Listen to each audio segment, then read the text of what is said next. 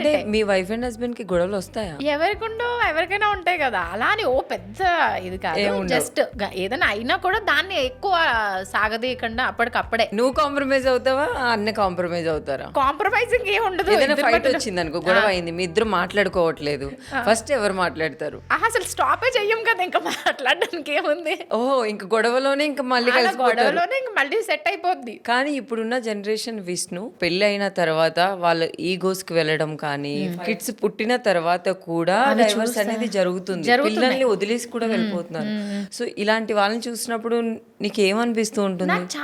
నాకు అనిపిస్తూ ఉంటది, వాళ్ళు ఎందుకు లైఫ్ లో అంటే అట్లీస్ట్ ఒక పర్సన్ తో ఉండలేనప్పుడు ఇంకా వాళ్ళ లైఫ్ ఎలా సక్సెస్ఫుల్ గా రన్ అవుతుంది, వాళ్ళు ఎలా లైఫ్ లీడ్ చేయగలరు. ఇప్పుడు మామూలుగా కూడా చిన్నప్పటి నుంచి మనకి అమ్మ నాన్న పెంచినప్పుడు కూడా ఏదో ఒక విషయంలో మనల్ని కొడతారు, తిడతారు. ఆ టైంలో మనం వెళ్ళం. ఎందుకు అని అంటే ఆ టైంలో మనకి బతకడానికి ఏదో ఒకటి ఉండాలి. వీళ్ళు కొట్టినా తిట్టినా వీళ్ళతోనే ఉండాలి. మనకి అన్నం ఎవరు పెడతారు?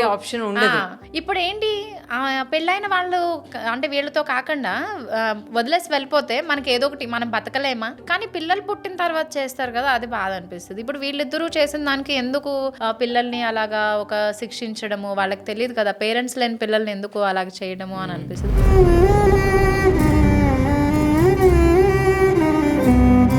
మీలాగా కాకుండా వాళ్ళని ఇంకా కొంచెం సక్సెస్ఫుల్ గా చేయొచ్చు కదా అని అనిపిస్తుంది. ఇలాంటివన్నీ జరగకుండా మనం దాని గురించి చెప్పొచ్చు. మనము ఎవరి మనసులోకి వెళ్ళి మార్చలేం, అవును, బట్ ఫ్యామిలీస్ తో ఉండాలి అని. ఇప్పుడు పెళ్ళి అయిపోయిన తర్వాత ఖచ్చితంగా అబ్బాయి వాళ్ళ ఫ్యామిలీతో ఉండాలి అమ్మాయి. అది ఫస్ట్ తరతరాల నుంచి వస్తున్నదే కదా. అంటే ఇలా సింగిల్ గా కాకుండా సపరేట్ గా కాకుండా ఒక ఫ్యామిలీ సపోర్ట్ అనేది ఉండాలి. ఇప్పుడు ఉండడం వల్ల ఏంటి అని అంటే మనకు అంటే పర్సనల్ గా నా లైఫ్ లో ఇప్పుడు అయాన్ష్ ఎలా పెంచాలి అనేది నాకు ఎలా తెలుస్తుంది, బికాస్ నాకు మదర్ లేరు, నేను సిద్ధు మాత్రమే ఉంటాము. అది కూడా మేము ఎక్కువ షూట్స్ చేస్తాము. 24 years కే బాబు. ఆ టైంలో అంటే అప్పుడు మనకి ఎంత ఎక్కువ ఒక ఉమ్మడి కుటుంబం లాగా ఉండేవారు కాబట్టి ఈ పిల్లోని మన పిల్లలు అన్నట్టు అందరూ పెంచేసుకునేవారు. ఇప్పుడు ఓన్లీ ఒక బాబు చాలు లేదా ఒక పాప చాలు, వీళ్ళతో వద్దు అంటే ఎప్పటికప్పుడు రిలేషన్స్ అన్ని బ్రేక్ అయిపోతున్నాయి. ఇక్కడ మీ అమ్మ నాన్న ఉంటే నేను ఉండలేను, లేదా మీ అమ్మ నాన్న మన ఇంటికి ఎందుకు వస్తున్నారు, ఇలాంటివి జరుగుతూ ఉంటున్నాయి. నేనేమంటున్నానంటే ప్రతి సెలబ్రేషన్ లో ప్రతి అకేషన్స్ లో కూడా మన ఫ్యామిలీ మెంబర్స్ అనేది ఉండాలి. అండ్ ఇంకొకటి ఏంటంటే మన పేరెంట్స్ కి ఎంత రెస్పెక్ట్ అయితే ఇస్తామో అబ్బాయి వాళ్ళ పేరెంట్స్ కి అంతే ఇవ్వాలి. అబ్బాయి కూడా సేమ్ మనల్ని ఇచ్చినందుకు కూడా అలానే ఉండాలి. సో అప్పుడు వాళ్ళు ఇచ్చే సజెషన్స్ మీద కానీ, వాళ్ళ లవ్ మీద కానీ, వాళ్ళ మీద ఉన్న రెస్పెక్ట్ వల్ల వీళ్ళ ఫ్యామిలీస్ బాగుంటాయని నేను అనుకుంటున్నాను. ఎందుకంటే ఇప్పుడు ఏదైనా ఒక గొడవ జరుగుతూ ఉన్నప్పుడు కూడా వీళ్ళిద్దరూ ఫైట్ చేస్తున్నప్పుడు ఆపడానికి ఎవరు ఉండరు.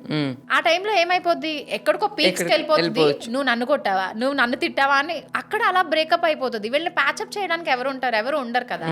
అందుకే మెయిన్ ఫ్యామిలీస్ తో ఉండాలి అని అనిపిస్తుంది. అంటే జాయింట్ ఫ్యామిలీస్ ఉంటే ఇవి అంత దూరం వెళ్ళవు అని, ఎక్కువ జరగవు. కొంతమంది భయపడుతూ ఉంటారు అమ్మాయిలు, నువ్వు ప్రేమించి పెళ్లి చేసుకున్నావు కదా ఇప్పుడు పడు అని అమ్మా నాన్న ఎక్కడ అంటారో అని భయంతో.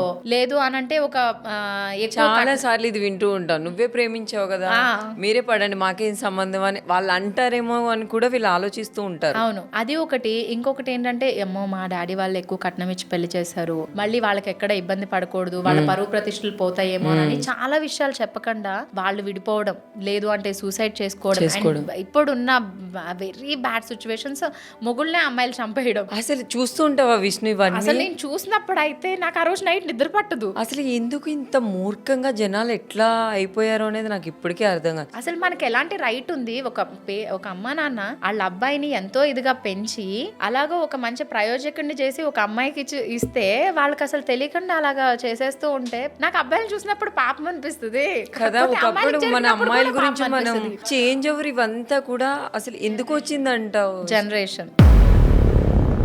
And mainly I guess social మీడియాలో మనకి ఎక్కువ తెలిసిపోతున్నాయి పిల్లలకి కూడా ఏంటి అని. నాకు అస్సలు ఒక విషయం అర్థం కాదు. ఇప్పుడు సపోజ్ ఎవరైనా ఒక పోస్ట్ పెట్టారు, నీకు నచ్చిందా లైక్ చేయి, నచ్చలేదు అంటే అసలు నువ్వు ఒక బ్యాడ్ గా కమెంట్ చేయడానికి రైట్ ఎవరిచ్చారు అసలు?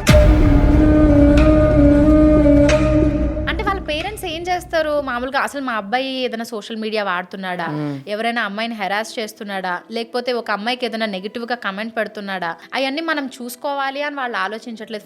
ఫేక్ అకౌంట్స్ క్రియేట్ చేస్తారు. నేను చాలా చూస్తూ ఉంటాను. ఇప్పుడు మనకి ఎవరైనా సరే, మన సెలబ్రిటీస్ అనే కాదు, ఇన్ఫ్లుయెన్సర్స్ అనే కాదు, చాలా మంది అమ్మాయిలు బయటకు వచ్చి ఏదైనా చేసినప్పుడు కమెంట్స్ ఆఫ్ చేసుకోవాల్సి వస్తుంది. ఎందుకు అని అంటే ఇలాంటి నెగిటివిటీ ఉండడం వల్లే కదా. అది నాకు చాలా బాగా అనిపిస్తుంది. పేజ్ ఓపెన్ చేసి వాళ్ళకి వార్నింగ్ ఇద్దామన్నా ఆ అకౌంట్ లో ఒక పోస్ట్ కూడా ఉండరు. మనకి చూడండి, ఒక 100 కమెంట్స్ వచ్చినప్పుడు ఎంత హ్యాపీగా ఫీల్ అవుతామో, ఒక్క నెగిటివ్ కమెంట్ వచ్చినప్పటికీ ఆ రోజు నైట్ అంతా సంథింగ్ అలా అనిపిస్తూ ఉండే.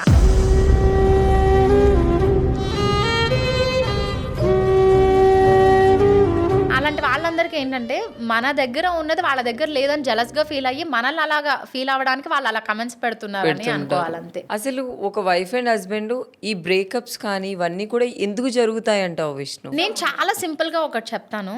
నేను సిద్ధు ఇద్దరం కలిసి వర్క్ చేస్తున్నప్పుడు సిద్ధు నేను డిసైడ్ అయింది ఏంటి అంటే, ఇద్దరం కలిసి వర్క్ చేసినా కూడా మనం ఇద్దరం పెళ్లి చేసుకోబోతున్నాము లేదా మన ఇద్దరం లవ్ లో ఉన్నాము అనేది ఇక్కడ సెట్ లో ఎవరికి తెలియకూడదు అని పెట్టుకున్నాం.